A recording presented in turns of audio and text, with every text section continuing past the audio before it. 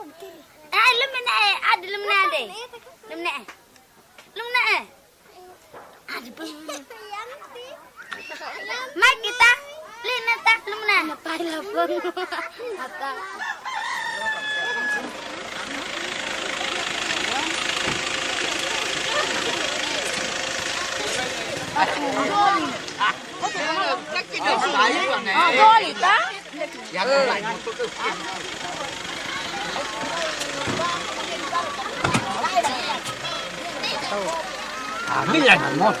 motor itu. Orang bangun. Dia gaya apa yang 25 Juni 2019 pagi, warga kampung Totokalada, Desa Totok, Sumba Barat Daya sudah bersiap. Orang-orang kampung Totokalada ini adalah penganut Marapu, sebuah agama kepercayaan asli masyarakat Pulau Sumba, Nusa Tenggara Timur.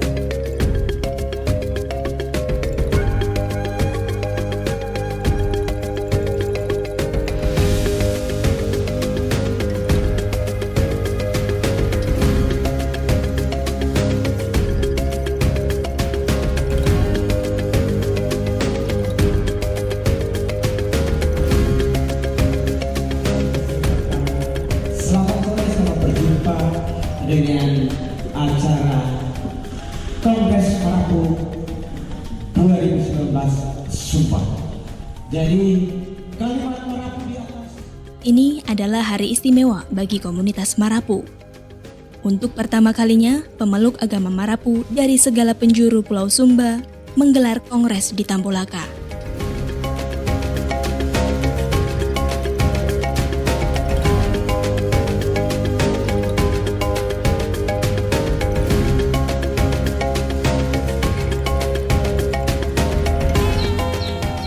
Denpasar, Bali, akhir September 2020. Masyarakat Bali saat itu sibuk bersiap menyambut Hari Raya Kuningan.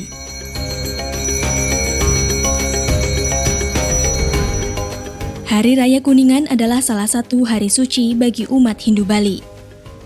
Pada Hari Raya Kuningan, umat Hindu Bali merayakan dewa-dewa dan leluhur kembali ke surga. 7 hari sebelumnya saat Hari Galungan, para leluhur turun ke dunia. Momen sakral itu juga dirayakan oleh umat Hindu Bali.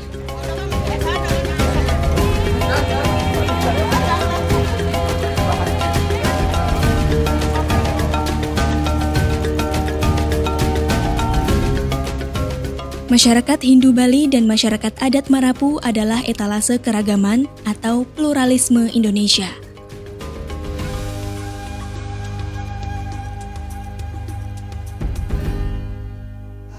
Masyarakat Indonesia tidak hanya menerima gagasan Pancasila dan UUD 45, tapi faham bahwa sebetulnya itu mencerminkan sebuah kearifan nasional kepada tema saya tadi yang selaras dan melestarikan kearifan, kepercayaan dan agama lokal.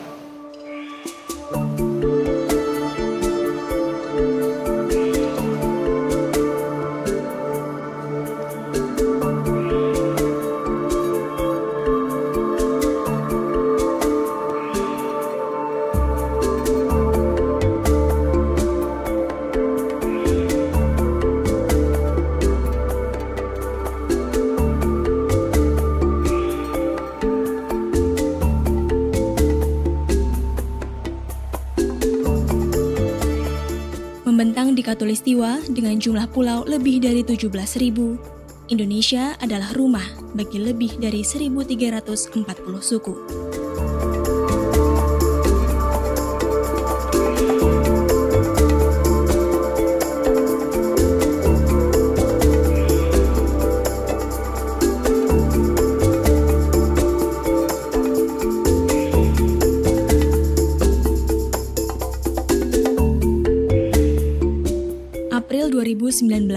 Dr. Zainal Bagir dan Muhammad Iqbal Ahnaf dari CRCS UGM berkunjung ke Maumere, Nusa Tenggara Timur untuk melakukan riset praktek toleransi umat beragama di sana. Riset ini sekaligus untuk produksi serial film Indonesian Pluralities, kolaborasi antara Center for Religious and Cross-Cultural Studies CRCS UGM, Boston University, dan Watchdog Documentary, dan didukung oleh Henry Luce Foundation. Gempa merupakan berkat, menghancurkan bangunan tua semua, tidak lama semua jadi baru. Tanpa gempa, kurang diperhatikan. Meskipun saat ini tak ada satupun negara di dunia yang homogen, menurut Zainal Abidin Bagir, Direktur Indonesian Consortium for Religious Studies, keragaman atau pluralisme di Indonesia cukup unik. Indonesia unik sampai tingkat tertentu saya kira. Jadi arenanya ini menarik, arenanya cukup unik sebagai sebuah negara kepulauan. Itu ada keragaman bahasa, etnisitas dan sebagainya. Yang saya kira dalam banyak hal memang kalau dibandingkan dengan beberapa negara keragaman di Indonesia ini luar biasa.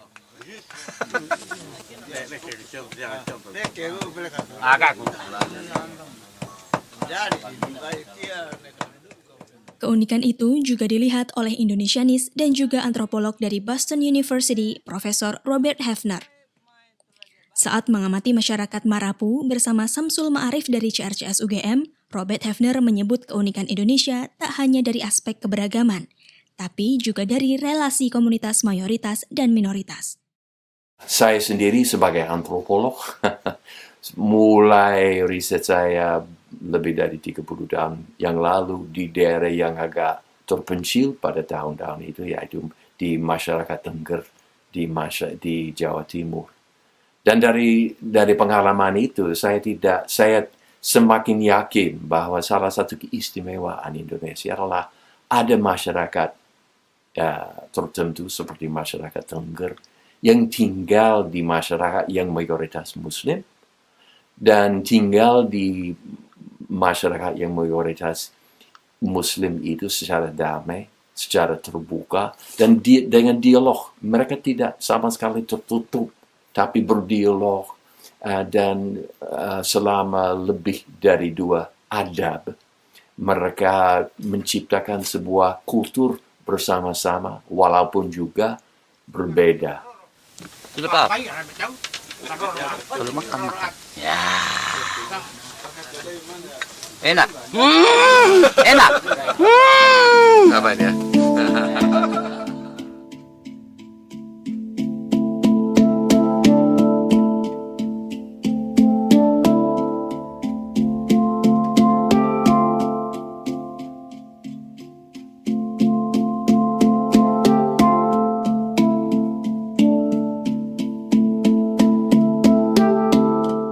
Sebagaimana disebut Robert Hefner, Indonesia memang adalah negara dengan penduduk Muslim terbesar di dunia. Dari 273 juta penduduk Indonesia, 87,2%-nya adalah umat Muslim. Nahdlatul Ulama adalah organisasi Islam terbesar di Indonesia. Anggotanya mencapai 79 juta orang. Dengan anggota sebanyak itu, Nahdlatul Ulama adalah organisasi Islam terbesar di dunia.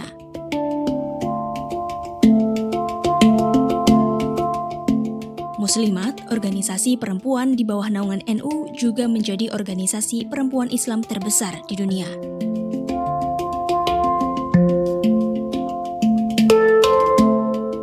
Muhammadiyah adalah organisasi terbesar kedua di Indonesia. Jumlah anggotanya mencapai 35 juta orang. Meski mayoritas Muslim, realitas demografis Indonesia menunjukkan ada sejumlah daerah seperti Bali, Nusa Tenggara Timur, Papua, dan Sulawesi Utara. Umat Muslim justru menjadi minoritas.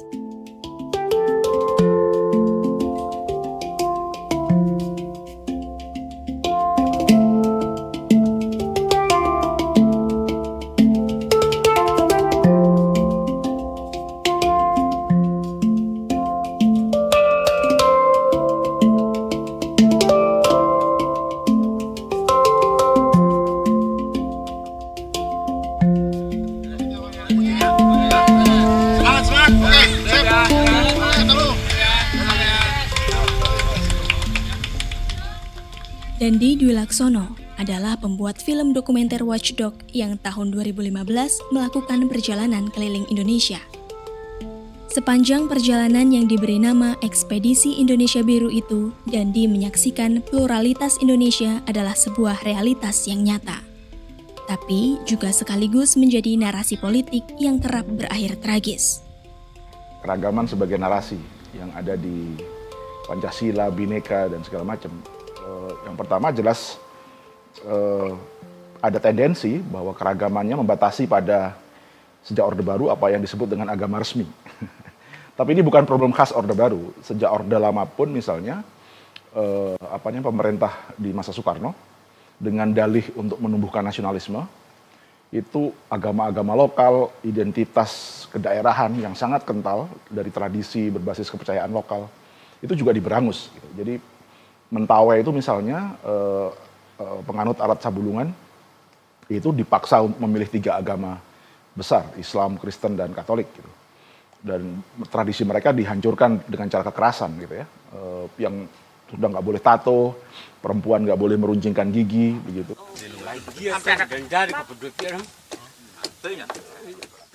Apa yang menimpa masyarakat adat Merapu menjadi bukti pandangan Dandi tersebut. Selama puluhan tahun, masyarakat Merapu termarginalisasi. Bahkan, mereka dipaksa untuk meninggalkan agama leluhur dan berganti memeluk agama resmi yang diakui negara. Saya punya nama asli Merapu, Bani Pupoto, nama asli. Bani Pupoto. Bani Pupoto. Suku Kaduli. Ya. Saya adalah asli pendukung Merapu. Maka secara garis besar bahwa agama yang sudah diakui di Indonesia bahwa ada 6, maka lebih baik kita ikut di agama Katolik, maka kita isi di agama Katolik. Nasib buruk ini tak hanya dialami oleh masyarakat Merapu, tapi juga penganut agama leluhur dan aliran kepercayaan lainnya. Jadi dalam situasi keragaman yang seperti itu, yang banyak dimensi, banyak lapisan itu, saya sendiri merasa kurang tepat kalau misalnya ada istilah bahwa kita perlu merayakan keragaman. Keragaman seperti ini bukan sesuatu yang ya itu yang dirayakan dan ada demikian saja. Tapi jelas itu menunjukkan bahwa banyak sekali tantangan karena ada persaingan dan sebagainya. Jadi persoalan yang cukup besar adalah bagaimana mengelola keragaman itu.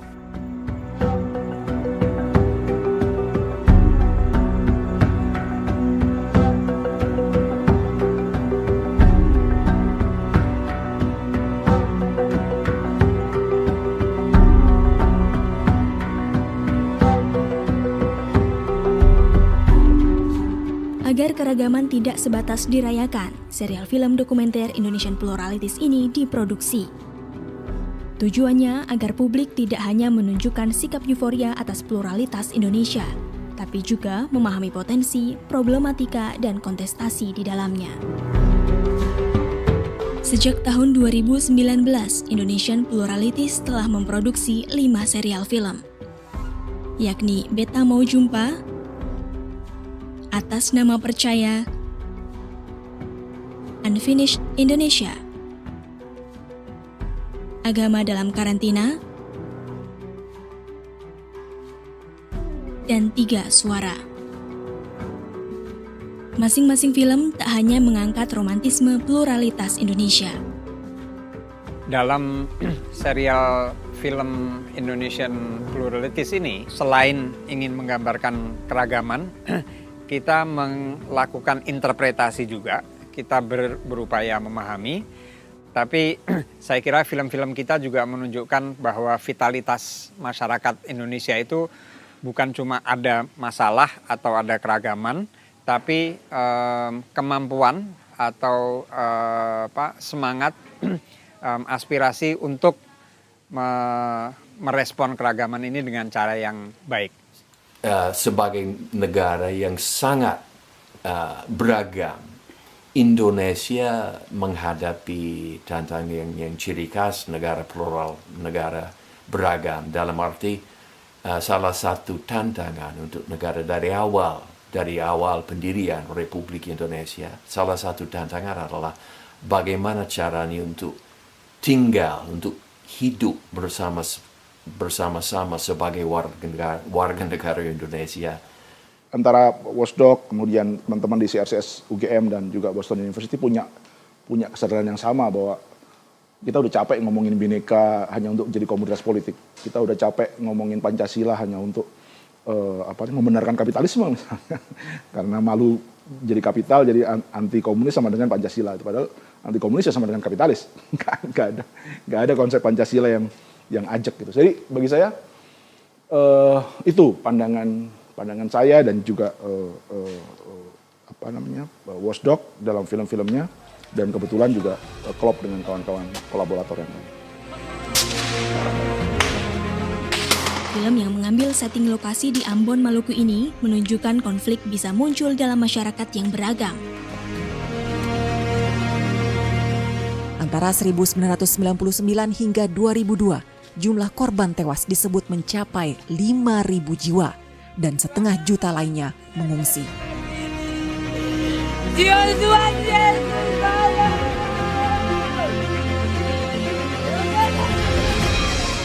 Yang merasa minoritas terpaksa angkat kaki dari kampung halaman masing-masing.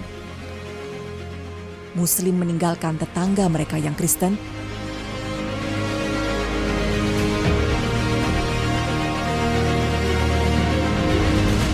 Demikian pula sebaliknya.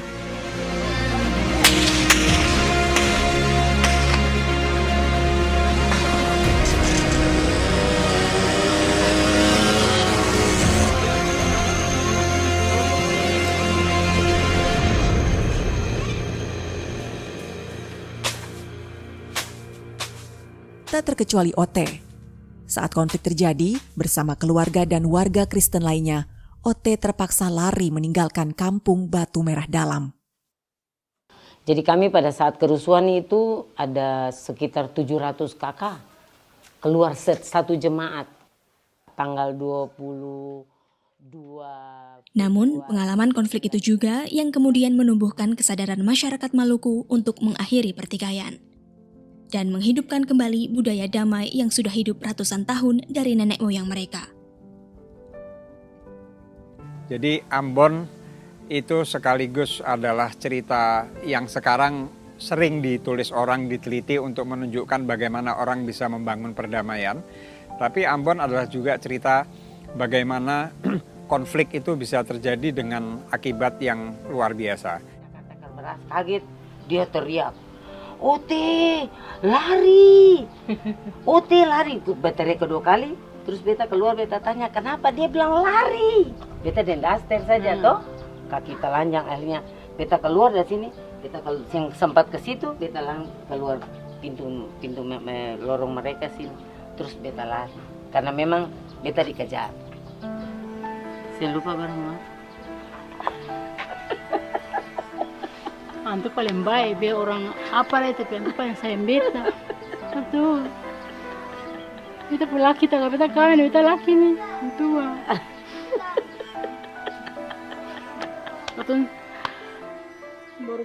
Dan ketika sekarang pun dia menjadi contoh sebuah tempat di mana orang berupaya lagi untuk hidup dalam keragaman, membangun perdamaian, sangat kelihatan bahwa itu tidak mudah. Sampai sekarang saya kira sekali lagi kita bisa mengangkat cerita Ambon sebagai cerita positif, tapi Ambon belum selesai. Pasca konflik yang menjadi perhatian pemerintah adalah pembangunan fisik. Gereja-gereja dibangun, masjid dibangun, rumah dibangun, sekolah-sekolah dibangun. Belum lupa. Seharusnya kan ada trauma healing, ada pembangunan moral lagi. Itu saya lihat. Sejak diluncurkan, serial film Indonesian Pluralities mendapat respon positif di masyarakat. Film Indonesian Pluralities diputar di berbagai lokasi dan menjadi bahan diskusi di dalam dan luar negeri.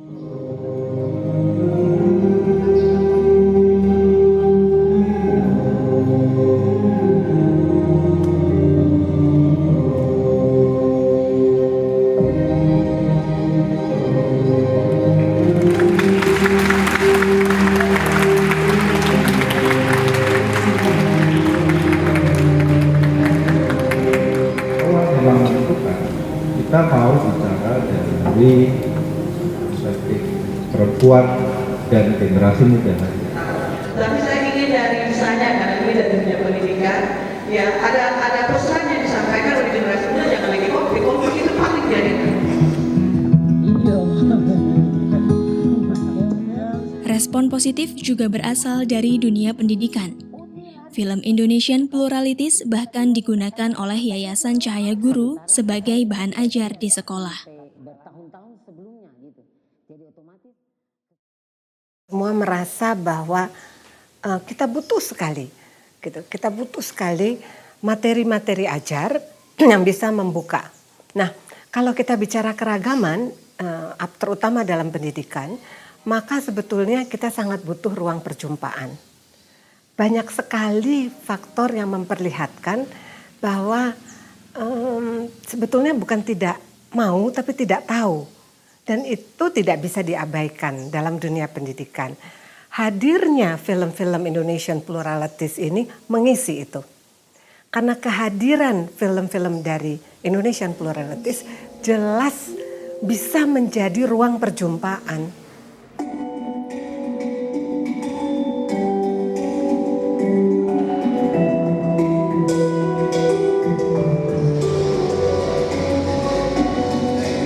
Ruang-ruang perjumpaan itulah yang belakangan hilang dalam interaksi antar masyarakat. Akibatnya, masyarakat mudah terpolarisasi.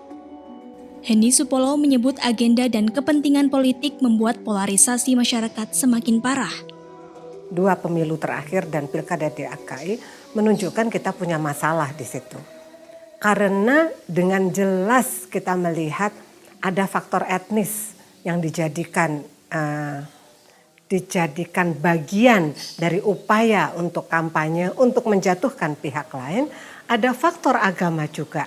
Saya kira itu 2 hal yang untuk saya yang pada saat ini berusia 67, ini sangat baru. Gitu. Atmosfer yang disebut Hendy Supolo itu tergambar dalam film Unfinished Indonesia. Takbir silih berganti dengan hujatan terhadap Gubernur DKI Jakarta Basuki Cahayapurnama alias Ahok.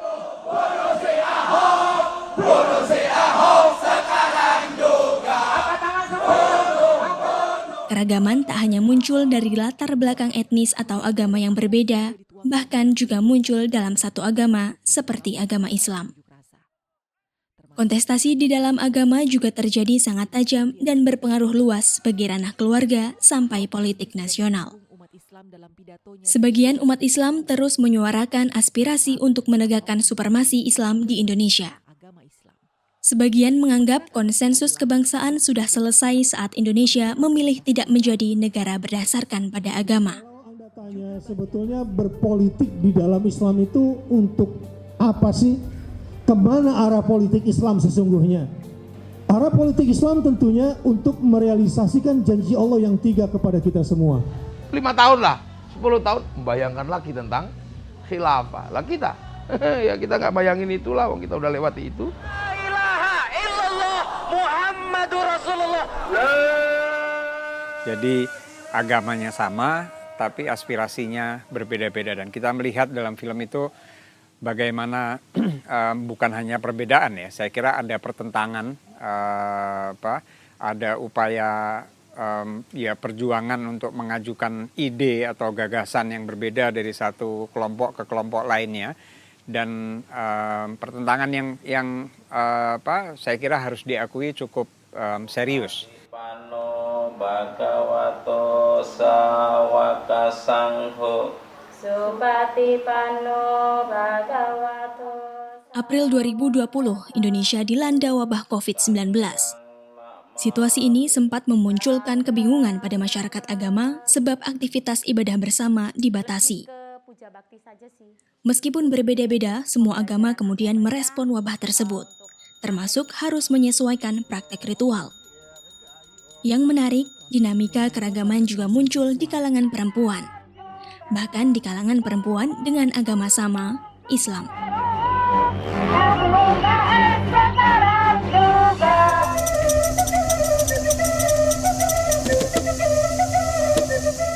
Spektrum keragaman perempuan Islam Indonesia membentang tak hanya pada peran domestik, tapi juga konsepsi ide dan kontribusi politik. syaratnya, diskursus keragaman di dunia pendidikan itu tak terjebak dalam formalisme dan indoktrinasi.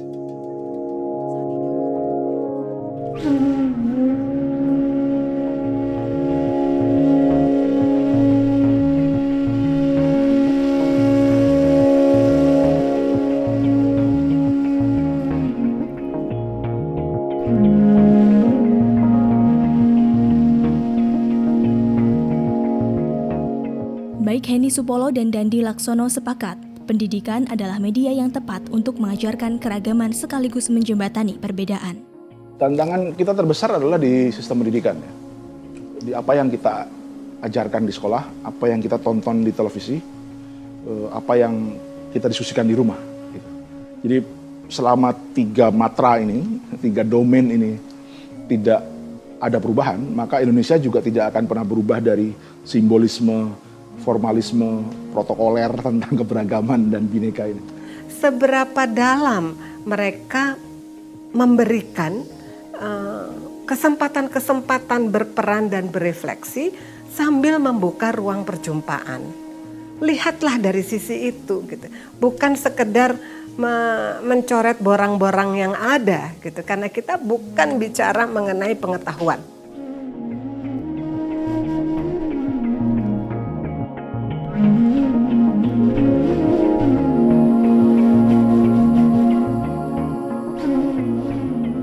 Namanya Eklin Amor de Vretes. Pemuda kelahiran 1991 ini dikenal sebagai pendongeng dengan media boneka di kawasan Ambon dan sekitarnya. Menjadi saksi mata konflik Ambon, Eklin kemudian mendirikan Youth Interfaith Peace Camp, sebuah lembaga yang menaungi para pemuda lintas agama dan suku di Maluku. Lewat dongeng, Eklin berkeliling Maluku menyebar pesan perdamaian dan toleransi. Sampai sekarang pun sekalipun tidak berkonflik seperti dulu lagi, bahkan sesama komunitas yang Kristen atau sesama komunitas yang Muslim di situ pun masih berkonflik. Nah, kita datangi di situ. Ruang perjumpaan lintas suku, etnis, dan agama juga terjadi di dapur umum buruh gendong perempuan di markas jaringan Gus Durian, Yogyakarta. Tanpa melihat perbedaan, mereka bahu-membahu melakukan kegiatan sosial membantu masyarakat yang terdampak wabah COVID-19. Nah, ini juga lintas daerah nih, lintas suku nih. Ada teman-teman dari Flores, ada dari Samarinda, ada dari Riau, ada dari Makassar, macam-macam. Jadi umurnya juga ada di tahap 1, bahkan ada yang kelas 3 SMK. Nah, lalu ada Ibu Dia, 59 tahun. Ada Bu Jila yang relawan mobil itu 61 tahun. Indonesia adalah rumah bagi kebinekaan. Tak hanya rumah untuk etnis besar seperti Jawa, Sunda ataupun Batak, tapi juga etnis kecil seperti Boti atau Tobelo. Juga bukan hanya rumah untuk agama mayoritas Islam, tapi juga bagi agama minoritas seperti Hindu dan Buddha, dan juga agama leluhur seperti Marapu. Yang ideal bagi Indonesia, kalau kita bicara soal keragaman itu adalah sebuah masyarakat di mana keragaman dipertahankan, tapi juga ada kesetaraan. Setiap warga negara terlepas dari apapun identitasnya, agama, bahasa, etnisitas, dan sebagainya, mereka dianggap sebagai warga negara setara yang bisa hidup bersama. Apa yang diciptakan masyarakat Indonesia agar supaya masyarakat yang sedemikian plural, sedemikian beragam itu dapat hidup secara damai, secara setara, bersama-sama.